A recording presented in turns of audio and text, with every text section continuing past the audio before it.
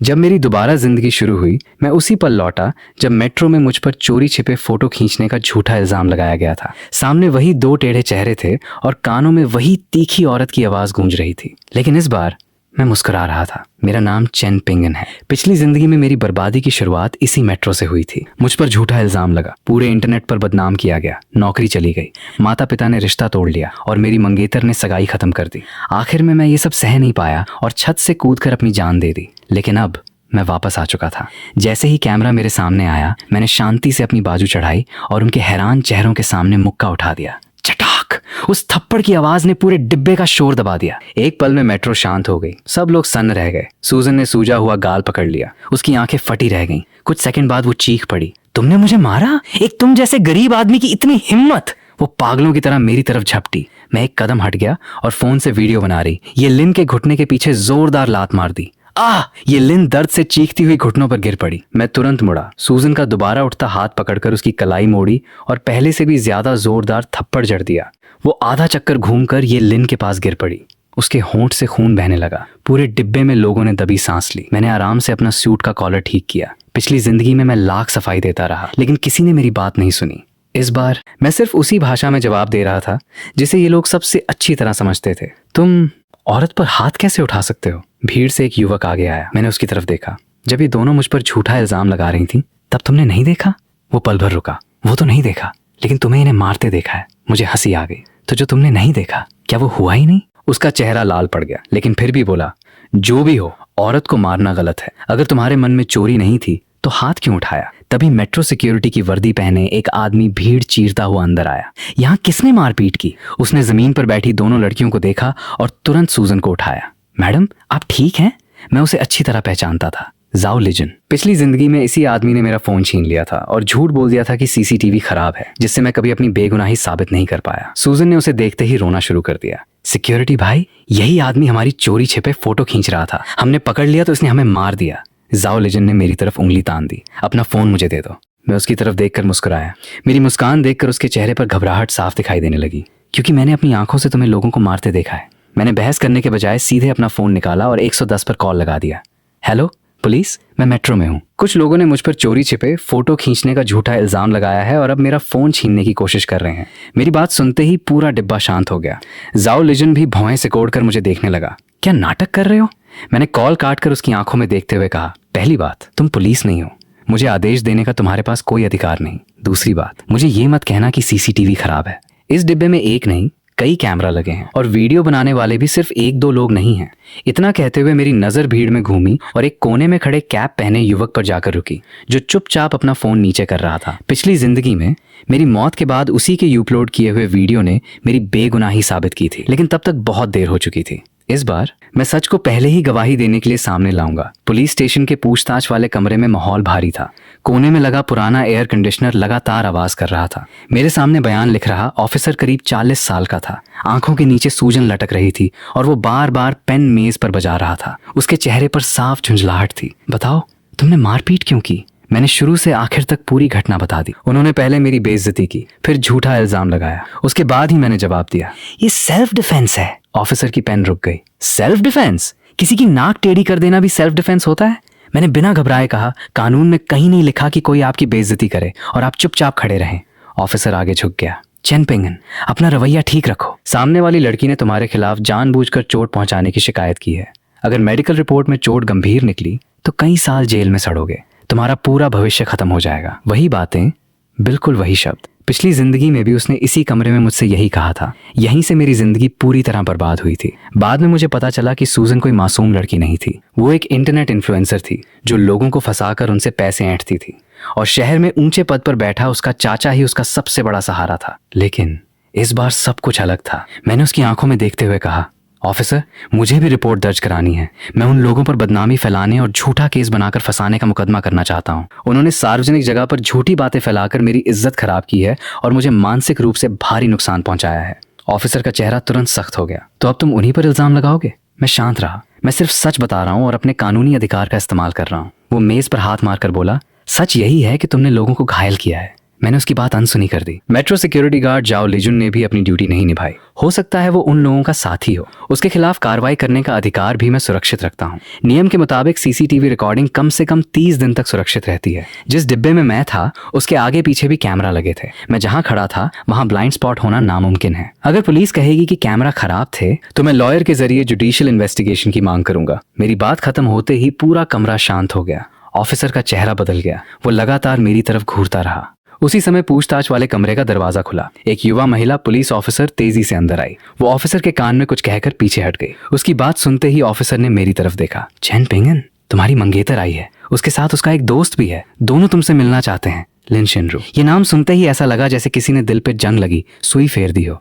पिछली जिंदगी में जब पूरी दुनिया मेरे खिलाफ हो गई थी तब वही मेरी आखिरी उम्मीद थी, लेकिन जैसे ही इंटरनेट पर मेरे खिलाफ बवाल मचा उसने सबसे पहले मेरा साथ छोड़ दिया। मुझे ब्लॉक करने से पहले उसका आखिरी मैसेज आज भी याद था। चैन पिंगन, तुमसे मुझे घिन आती है, हमारे बीच सब खत्म है और दहेज के पैसे वापस लेने की कोशिश भी मत करना। अब वो यहाँ थी और साथ में वही आदमी भी था जिसका मुझे पहले से अंदाजा था। उन्हें अंदर भेज दो। दरवाजा खुला। सबसे आगे लिन शिनरू थी। उसने सफेद ड्रेस पहन रखी थी, हल्का मेकअप था और आंखें लाल थीं।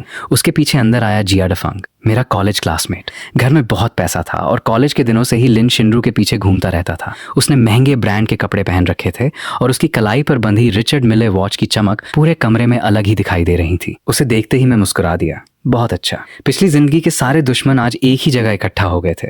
लिन शिनरू की नजर मेरे हाथों की हथकड़ी पर पड़ी। उसकी आंखों से तुरंत आंसू बहने लगे। पिंगन, तुमने लोगों को मारा ही क्यों?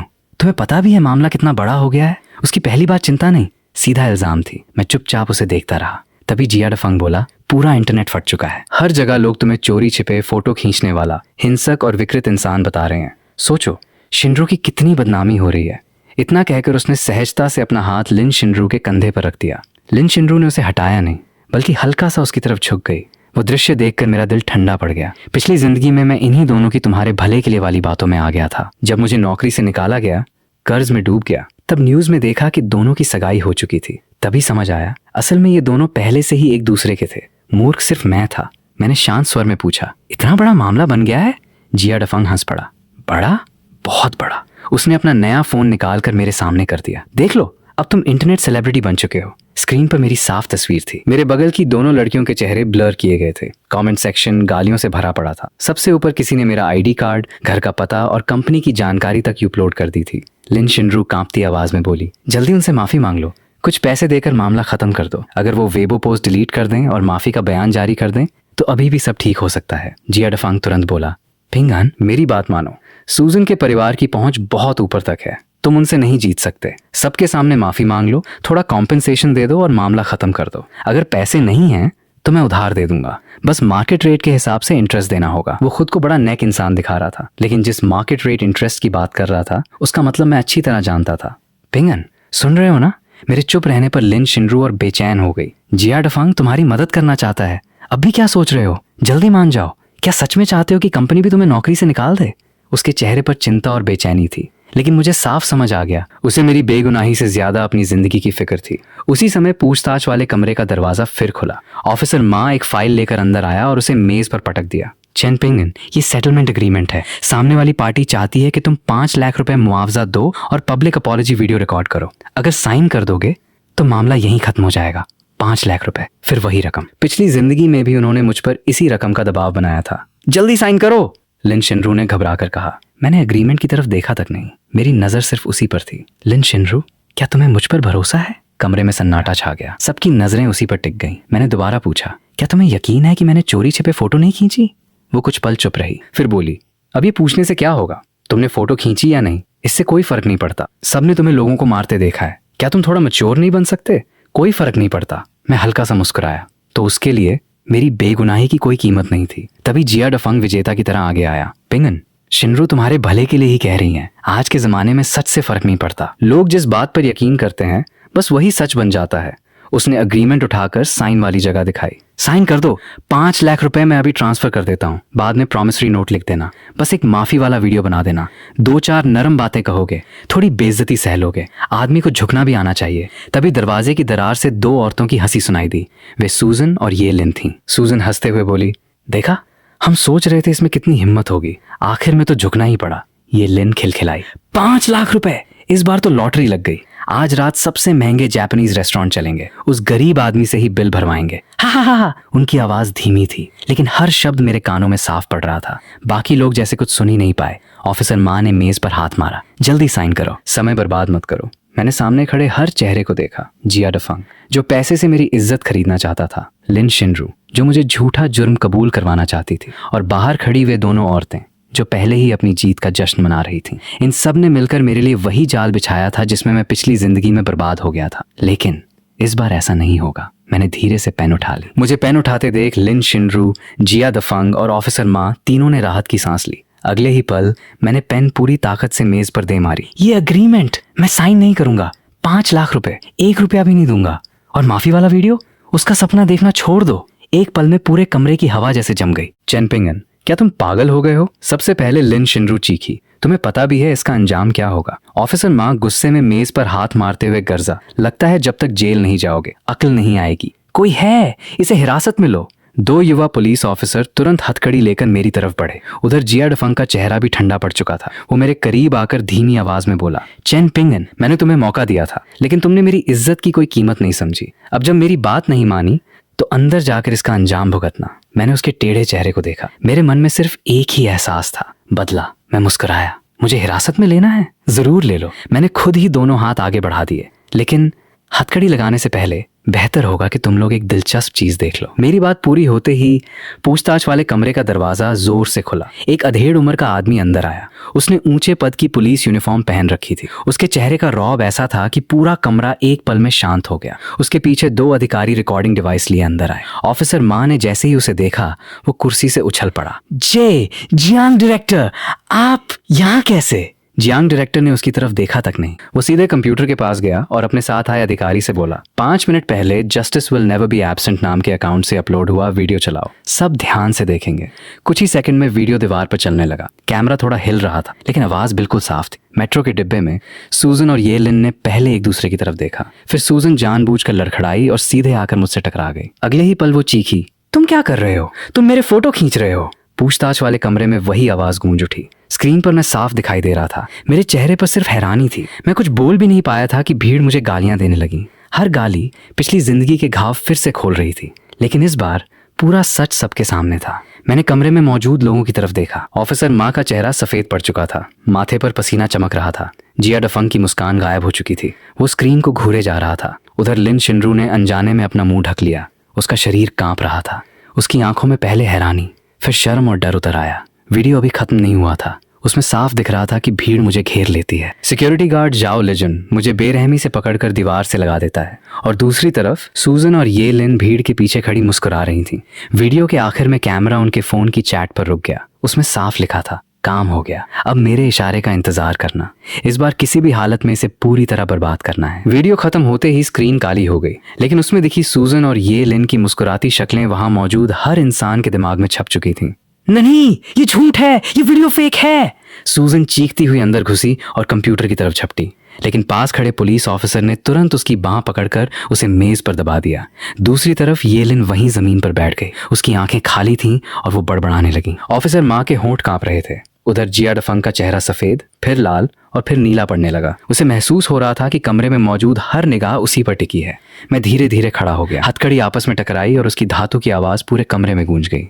मैंने जियांग डायरेक्टर की तरफ देखकर पूछा, डायरेक्टर जियांग, क्या अब भी आपको लगता है कि मुझे अपना जुर्म कबूल करना चाहिए? जियांग डायरेक्टर ने पूरे कमरे पर नजर डाली, फिर आदेश दिया, इसके हाथों की हथकड़ी खोलो। ऑफिसर माँ कांपते हुए आगे बढ़ा।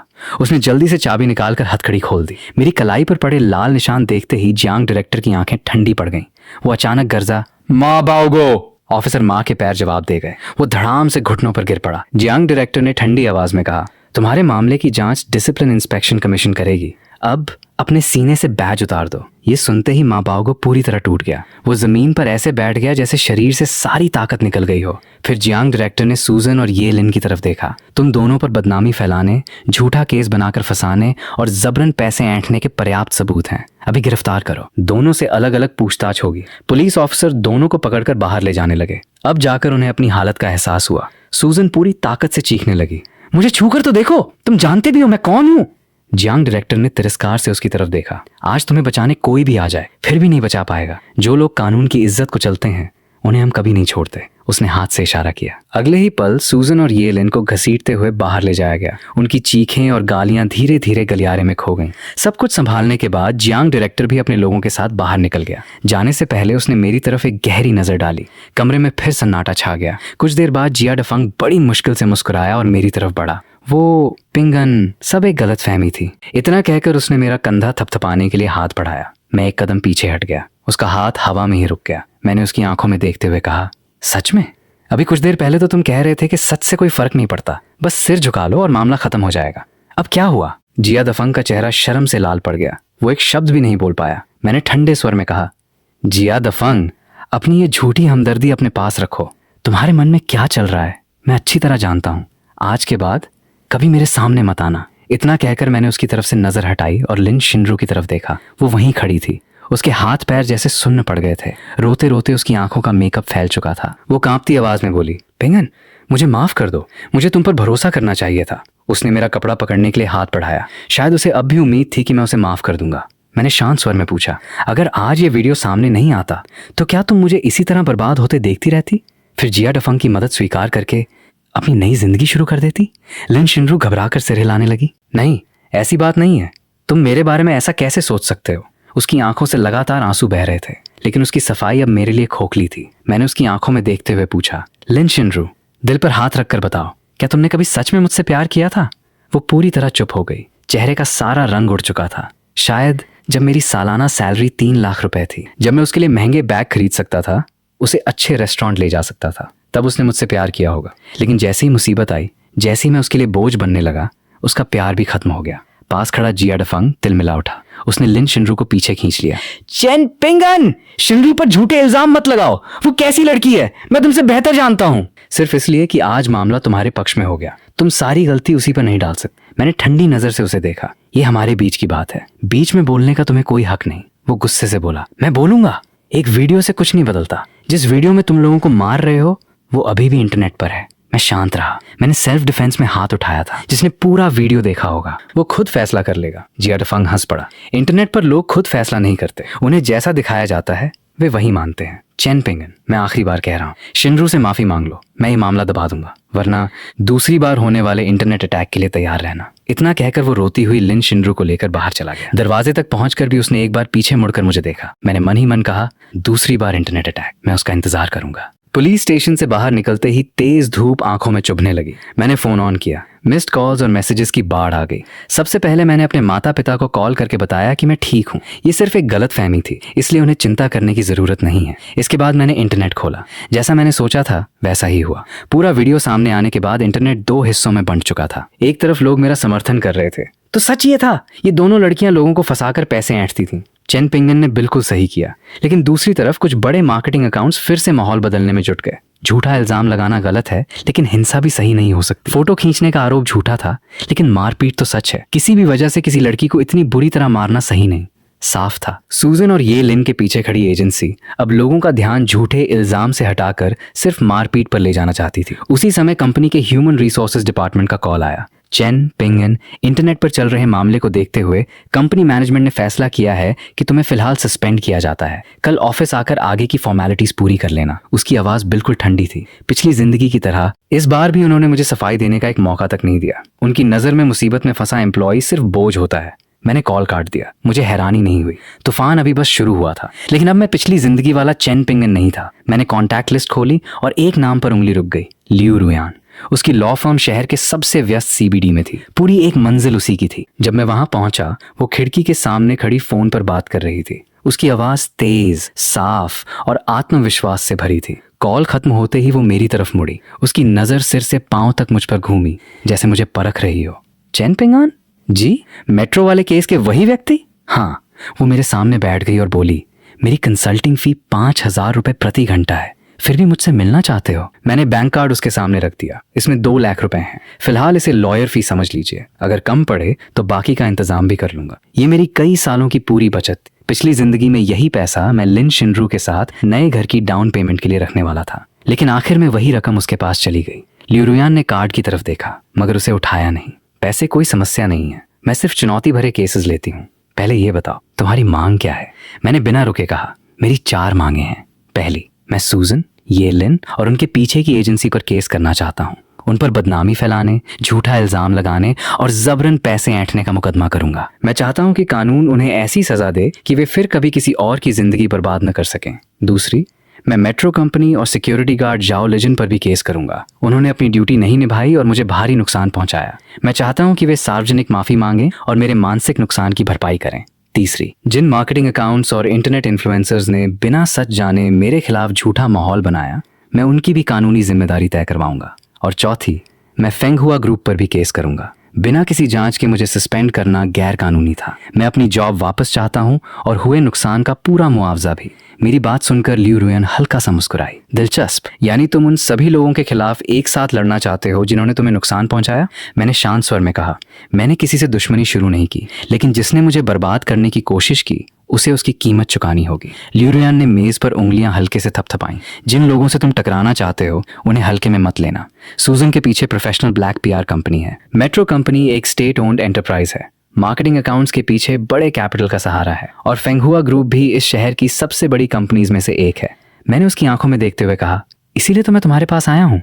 वो मुस्कुराई। तुम्हें इतना भरोसा क्यों है कि मैं ये केस जीत सकती हूँ? मैंने जवाब दिया, क्योंकि तुम इस शहर की सबसे अच्छी और सबसे महंगी लॉयर हो। 5 साल में 100 से ज्यादा केसेस और एक भी हार नहीं। लोग कहते हैं तुम नामुमकिन को भी मुमकिन बना देती हो। ये सब मुझे पिछली जिंदगी में पता चला था। तब मेरे पास कंसल्टिंग फी देने के भी पैसे नहीं थे। लियू रुयन की मुस्कान और गहरी हो गई। सिर्फ मेरी तारीफ से काम नहीं चलेगा। ये बताओ तुम्हारे पास सबूत क्या है?